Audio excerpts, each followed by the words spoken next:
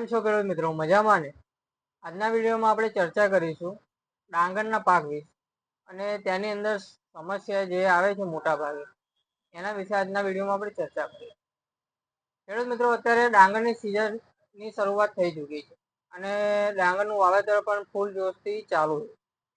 અમુક જગ્યાએ ડાંગરનું ફેર રોપણી થઈ ચૂકી છે અને અમુક જગ્યાએ હજુ થોડી એવી જગ્યા પણ છે જ્યાં હજુ ફેર રોપણી બાકી. તો ડાંગરની વાવેતરમાં શરૂઆતની અંદર એક પ્રશ્ન આવે એ તમારે ત્યાં પણ આવતો જ હશે કે અમુક ભાગોની અંદર, મોટા ભાગે બધા ભાગોની અંદર જ્યારે તમે ડાંગરની ફેર રોપણી કરો છો તો ફેર રોપણીના 10 દિવસની અંદર ડાંગરની અંદર ઘાસ ઉગી નીકળે છે, જેમ કે ધરો, ચીડો, બંધ જેવા ઘણા બધા પ્રકારના ઘાસ તમારા ડાંગરની અંદર ઉગી નીકળે છે, જેના લીધે તમારા ડાંગરની અંદર તમે કોઈ પણ પ્રકારનો ખોરાક પાણી આપો છો તો તે પૂરેપૂરો તમારી ડાંગરને મળતો નથી, જેથી તમારી ડાંગરનો જોઈએ એવો વિકાસ થતો નથી અને મુશ્કેલી પણ ઘણી બધી આવે. જેથી તમે આ બધા ઘાસનું નિયંત્રણ માટે તમે નિંદામણ કરો છો તો તેનો મજૂરી ખર્ચો પણ વધી જાય, અથવા તો તમે કોઈ પણ પ્રકારની હર્બિસાઇડ એટલે ઘાસ નિયંત્રણ માટેની દવાનો સ્પ્રે કરો છો અથવા નાખો છો તો એ મોંઘા ભાવની હોય છે, જેથી કરીને તમારો ખર્ચો પણ વધે. ખેડૂત મિત્રો, તમે વિચારો કે ઘાસ ઉગે જ નહીં તો તેના માટે આપણે શું કરવું? તો ખેડૂત મિત્રો, એના માટે પણ એક ઉપાય છે કે તમે જ્યારે પણ ફેર રોપણી કરો છો તો એના 2 થી 4 દિવસની અંદર તમે એ દવાનો ઉપયોગ કરો તો તમારે ઘાસ નીકળવાનો પ્રોબ્લેમ જ સોલ્વ થઈ જાય, જેથી કરીને તમારા ડાંગરની અંદર ઘાસ ઉગે જ નહીં અને કદાચ ઉગે પણ તો થોડું ઉગે, જેથી કરીને તમે તેને ઓછા ખર્ચે નિંદામણ કરી શકો અને તમારી ડાંગરનો વિકાસ ભરપૂર કરી શકો. તો ખેડૂત મિત્રો, આજના વિડીયોમાં આપણે ચર્ચા કરીશું એક એવી હર્બિસાઇડ એટલે કે ઘાસ નિયંત્રણની દવા વિશે જે ઘાસને ઉગવા જ નથી દેતી.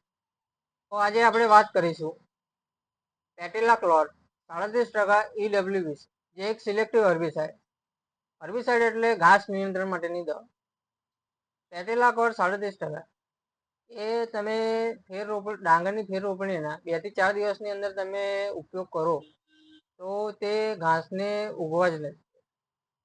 અને પેટેલાક્લોર 37% એનો ટાઈમ પીરિયડ પર થોડો લાંબો છે, જેથી કરીને તમારે ખર્ચો પણ ઘટે છે અને તમારો ટાઈમ પણ બચે. તો પેટેલાક્લોર 37% કઈ રીતે કામ કરે છે તે આપણને આગળના વિડીયોમાં જોઈશું. આમ તો પેટેલાક્લોર 37% EW 2 થી 3 રીતે આપણે ઉપયોગ કરી શકીએ, જેમ કે તેને ડાયરેક્ટ ટીપા પદ્ધતિથી પણ ઉપયોગ કરી શકાય છે, તેને ખાતર જોડે મિક્સ કરીને પણ તેનો ઉપયોગ કરી શકાય છે અને બીજી રીતે પણ ડાયરેક્ટ યુઝ થઈ શકે. તો આપણે આગળના વિડીયોમાં જોઈશું કે પેટેલાક્લોર 37% EW કઈ રીતે તમારા ખેતરની અંદર કામ કરે.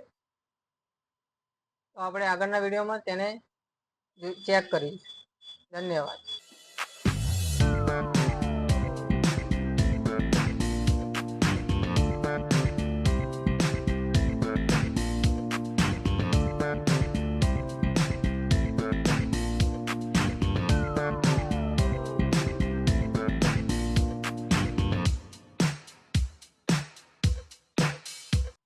તો ખેડૂત મિત્રો, તમે આગળના વિડીયોમાં જોયું હોય કે પેટેલાક્લોર 37% EW કઈ રીતે કામ કરે. તો તમે વિડીયોમાં જોયું હશે કે ખેતરની અંદર જો પાણી ભરેલું હોય તો તમે એક ટીપું નાખો છો તો કઈ રીતે પેટેલાક્લોર 37% EW તેનો ફેલાવો થાય છે ખેતરની અંદર, અને તમે થોડા અંતરે આ દવાનો ટીપા પાડતા રહેશો તો તે આખા ખેતરમાં ફેલાય છે, જેથી કરીને તમારે વધારે દવાનો ઉપયોગ પણ કરવાની જરૂર પડશે, જેથી તમારો ખર્ચો પણ ઘટશે. પેટેલાક્લોરનો ઉપયોગ પાણી જ્યારે ખેતરમાં હોય ત્યારે જ કરવો જોઈએ. જો ખેતરની અંદર પાણી ના હોય તો તેનો ઉપયોગ કરવાનું ટાળવું જોઈએ. કારણ કે જો પાણીના સંપર્કમાં હશે તો જ તેનો ફેલાવો થશે, નહીં તો એક જ જગ્યાએ પડી રહેશે. તો જ્યારે પણ ખેતરમાં પાણી હોય ત્યારે જ પેટ્રોલાકોર 37% EW નો ઉપયોગ કરવો જોઈએ. હવે પેટ્રોલાકોર 37% EW 1 વીઘાની અંદર કેટલું નાખવું એ પ્રશ્ન થતો હોય. તો પેટ્રોલાકોર 37% EW 300 ml 1 વીઘાની અંદર તમારે યુઝ કરવો જોઈએ. અને તેનો રેટ પણ સારો છે, જેથી કરીને તમારે ખર્ચો પણ ઘટશે. તો ખેડૂત મિત્રો, જો તમારે ઘાસ તમારા ખેતરની અંદર ઉગાડવું જ ના હોય તો શરૂઆતમાં જ પેટ્રોલાકોર 37% EW નો ઉપયોગ જરૂરથી કરજો. અને પેટ્રોલાકોરની ખરીદી કરવી હોય તો હરિઓમ એગ્રો સેન્ટરની મુલાકાત અવશ્ય લેજો. કારણ કે હરિઓમ એગ્રો સેન્ટરમાં કોઈ પણ પ્રકારની દવા એ બજાર કરતાં સાવ સારા રેટે મળે છે અને તમને ચોક્કસપણે રિઝલ્ટ આપતી દવા નું જ વેચાણ થશે, જેથી કરીને તમારો ખર્ચો પણ ઘટશે અને તમને 100% રિઝલ્ટ પણ મળશે. તો હરિઓમ એગ્રો સેન્ટરની મુલાકાત અવશ્ય લેજો. કારણ કે હરિઓમ એગ્રો સેન્ટરનું મુખ્ય ઉદ્દેશ એ છે કે ખેડૂતનો ખર્ચો ઘટે અને તેમને લાભ થાય અને એમને ફાયદો થાય. ખેતીને લગતી આવી જ માહિતી માટે અમારી ચેનલને ફોલો કરો, સબસ્ક્રાઈબ કરો, લાઈક કરો અને હા, તમારા મિત્રોને શેર કરવાનું ભૂલતા નહીં. અને હરિઓમ એગ્રો સેન્ટરની મુલાકાત એકવાર અવશ્ય લે. ધન્યવાદ.